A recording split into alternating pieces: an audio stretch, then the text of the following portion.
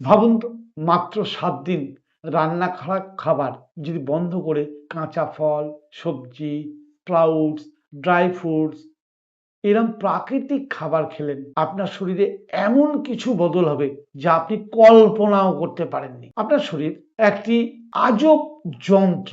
প্রথম দিন আপনার শরীরে একটু অস্বস্তি করতে পারে, কারণ হঠাৎ প্রসেস ফুড, তেল মশলা, চিনি, নুন বন্ধ হলে শরীর অবাক হয়ে যায়, মাথা ধরতে পারে, ক্রেভিং হতে পারে। কিন্তু দ্বিতীয় থেকে তৃতীয় দিন পেট হালকা লাগতে শুরু করবে, অনেকের গ্যাস, কোষ্ঠকাঠিন্য কমতে শুরু করবে, কারণ কাঁচা খাবার থেকে সবচেয়ে বেশি ফাইবার শরীর ঢুকবে। চতুর্থ দিন এনার্জি বাড়তে শুরু করবে, ভারী খাবার ডাইজেস্ট করতে শরীরকে কম কষ্ট করতে হবে, ফলে আপনি হালকা এবং অ্যাক্টিভ অনুভব করতে পারেন। পঞ্চম দিন ত্বকে গ্লো আসতে শুরু করবে, ফল ও সবজির ভিটামিন, অ্যান্টিঅক্সিডেন্ট শরীরের ভেতরের স্ট্রেস কমাতে সাহায্য করবে।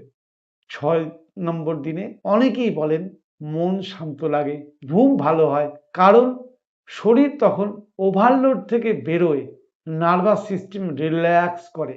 আর সপ্তম দিনে আপনি বুঝতে পারবেন আসল ক্ষুধা শুধু মুখের লোভ এক জিনিস নয়, শরীরের সিগন্যাল পরিষ্কার হতে শুরু করে।